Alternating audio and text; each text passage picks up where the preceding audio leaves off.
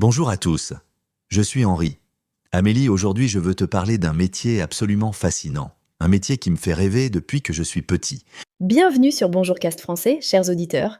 Henri, tu es très enthousiaste aujourd'hui. Dis-moi, quel est ce métier mystérieux qui te passionne tant? Alors, imagine un métier où tu voyages dans le monde entier, où tu rencontres des cultures différentes, où chaque jour est une nouvelle aventure, un métier où tu goûtes des plats incroyables et tu découvres des endroits secrets que peu de gens connaissent. Oh, laisse-moi deviner, tu parles d'un guide touristique? Non, attends, un photographe de voyage? Presque.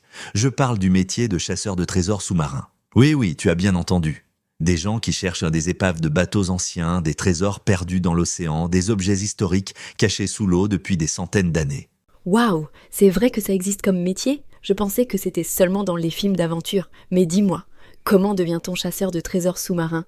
Eh bien, c'est un mélange de plusieurs compétences. D'abord, tu dois être un excellent plongeur professionnel. Tu dois avoir des certifications en plongée sous-marine, bien sûr. Mais ce n'est pas tout. Tu dois aussi connaître l'histoire, l'archéologie, la géographie maritime. Je comprends. Donc, ce n'est pas seulement plonger et chercher au hasard. Il faut vraiment étudier et se préparer. Mais où travaillent ces chasseurs de trésors? Dans quel pays? Partout dans le monde, dans les Caraïbes, il y a beaucoup d'épaves de bateaux pirates et de galions espagnols remplis d'or et d'argent. En Méditerranée, tu peux trouver des objets de la Rome antique ou de la Grèce ancienne. Même dans l'océan Indien, il y a des routes commerciales anciennes avec des épaves pleines d'histoire. C'est incroyable. Et chers auditeurs, vous avez déjà rêvé de devenir chasseur de trésors? Écrivez-nous dans les commentaires quel trésor vous aimeriez trouver. Un coffre rempli d'or? Une statue ancienne? Un bijou royal? Oui, partagez vos rêves avec nous. Mais revenons à notre sujet. Amélie, tu sais ce qui est vraiment fascinant avec ce métier? Ces chasseurs de trésors ne gardent pas tout pour eux. Beaucoup travaillent avec des musées, des universités, des gouvernements. Ah oui? Donc ils ne deviennent pas tous riches avec l'or qu'ils trouvent? Non, pas exactement. Bien sûr, parfois ils trouvent des objets de grande valeur et ils reçoivent une récompense financière. Mais la plupart du temps, leur travail est plus scientifique. Ils aident à préserver l'histoire, à comprendre comment les gens vivaient dans le passé. C'est magnifique. Donc c'est un métier qui combine l'aventure et la science. Mais dis-moi, est-ce que c'est dangereux? Je pense que plonger profondément dans l'océan peut être risqué. Tu as raison, c'est un métier avec des risques. Les plongeurs doivent faire attention à la pression de l'eau, aux courants marins, aux animaux dangereux comme les requins ou les méduses. Et parfois, ils plongent dans des eaux très froides ou dans des zones avec peu de visibilité. Oh là là, il faut vraiment être courageux et bien préparé. Mais j'imagine que les découvertes valent tous ces risques. Quelle est la découverte la plus célèbre que tu connais? Il y a beaucoup d'exemples fascinants. Par exemple, le Titanic a été découvert en 1985 par Robert Ballard. Cette épave était à presque 4000 mètres de profondeur. Ou encore l'Antikythera, un mécanisme grec ancien trouvé dans une épave. C'était comme un ordinateur antique. Un ordinateur antique? Vraiment? Les Grecs anciens avaient des ordinateurs? Pas exactement comme nos ordinateurs modernes. C'était un mécanisme très complexe avec des engrenages qui calculaient les mouvements des planètes et des étoiles. Les scientifiques ont été choqués de découvrir que les Grecs anciens avaient une technologie si avancée il y a plus de 2000 ans. C'est absolument fascinant. Chers auditeurs, connaissez-vous d'autres découvertes sous-marines célèbres? Partagez vos connaissances dans les commentaires. Nous adorons apprendre avec vous. Exactement. Et tu sais Amélie, ce qui me fascine encore plus, c'est que nous n'avons exploré que 5% des océans de notre planète. 5% seulement. Imagine tous les secrets qui restent cachés sous l'eau. Seulement 5%, c'est incroyable. Donc il y a encore énormément de trésors à découvrir, énormément d'histoires à apprendre. Ce métier a vraiment un futur brillant devant lui. Absolument. Et maintenant, avec la technologie moderne, les chasseurs de trésors utilisent des robots sous-marins, des sonars très sophistiqués, des ordinateurs puissants pour analyser les fonds marins. C'est devenu plus facile et plus sûr qu'avant. Donc la technologie aide beaucoup. Mais j'imagine qu'il faut quand même beaucoup d'argent pour faire ce métier. Acheter l'équipement, louer un bateau, payer une équipe. Oui, c'est vrai.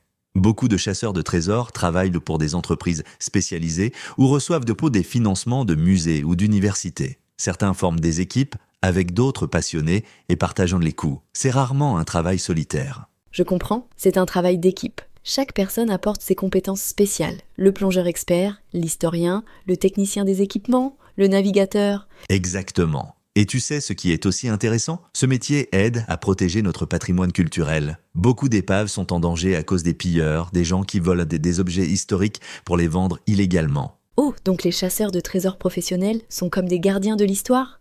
Il protège ces sites avant que les criminels ne les détruisent. Précisément, ils documentent de tout ce qu'ils trouvent. Ils prennent des photos, ils créent des cartes détaillées. Chaque objet est catalogué, étudié, préservé correctement. C'est un travail très méticuleux et respectueux. C'est vraiment un métier noble quand tu le présentes comme ça.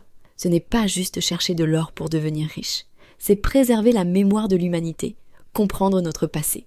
Voilà. Et imagine les histoires que chaque objet peut raconter. Une assiette cassée d'un bateau du XVIe siècle peut nous dire ce que les marins mangeaient. Une pièce de monnaie peut révéler des routes commerciales oubliées. Un bijou peut raconter une histoire d'amour ou de pouvoir. Chaque objet est comme une fenêtre vers le passé. Henri, tu me donnes vraiment envie d'explorer ce métier maintenant. Et vous, chers auditeurs, est-ce que ce métier vous intéresse? Écrivez-nous. Oui, dites-nous si vous préférez chercher des trésors sous l'eau ou peut-être des trésors sur terre, comme un archéologue dans le désert ou dans la jungle. Oh, c'est une bonne question. Les archéologues terrestres ont aussi un métier passionnant. Mais il y a quelque chose de magique dans l'océan, tu ne trouves pas? Le silence, la lumière bleue, la sensation de flotter. C'est vrai. L'océan a quelque chose de mystérieux et de paisible en même temps. Mais dis-moi, est-ce qu'il y a des femmes dans ce métier ou c'est principalement des hommes? Excellente question. Aujourd'hui, il y a de plus en plus de femmes chasseuses de trésors et archéologues sous-marines. Par exemple, Franck Gaudio travaille avec une équipe internationale où il y a beaucoup de femmes scientifiques, plongeuses, historiennes. C'est encourageant. Donc, c'est un métier ouvert à tous, hommes et femmes, tant qu'on a la passion, les compétences et le courage. Exactement. Et tu sais quoi? On n'a même pas besoin d'être super riche pour commencer à explorer ce domaine. On peut commencer par apprendre la plongée, lire des livres sur l'histoire maritime, rejoindre des clubs de plongée locaux. C'est vrai. Commencer petit, apprendre progressivement, peut-être faire du bénévolat sur des projets archéologiques sous-marins pour gagner de l'expérience.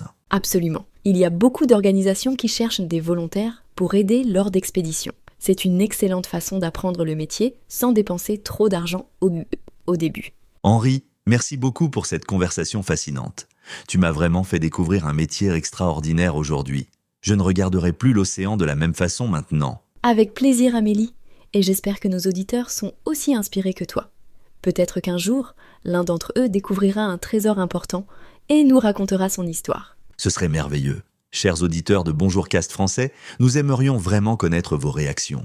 Quel métier vous fascine le plus? Avez-vous des questions sur les chasseurs de trésors sous-marins? N'hésitez pas à nous écrire dans les commentaires. Nous lisons tous vos messages avec grand intérêt. Vos questions et vos histoires enrichissent notre communauté. Et si vous avez des idées pour nos prochains épisodes, partagez-les aussi. Nous voulons parler des sujets qui vous intéressent vraiment. Avant de terminer, je veux dire une dernière chose. Ce métier de chasseur de trésors nous enseigne quelque chose d'important. Il faut toujours rester curieux, toujours vouloir apprendre, toujours respecter notre histoire et notre planète. C'est une belle leçon de vie, Henri. La curiosité et le respect sont essentiels, peu importe notre métier. Que nous soyons chasseurs de trésors, professeurs, médecins, artistes ou étudiants. Exactement. Chacun peut être un explorateur dans son propre domaine, chercher la connaissance comme on cherche un trésor caché. Quelle belle façon de voir les choses. Merci à tous nos auditeurs fidèles de Bonjour Cast Français. Votre soutien nous motive à créer du contenu intéressant pour vous chaque semaine. Continuez à apprendre le français avec passion. Regardez des films français, lisez des livres, écoutez de la musique française.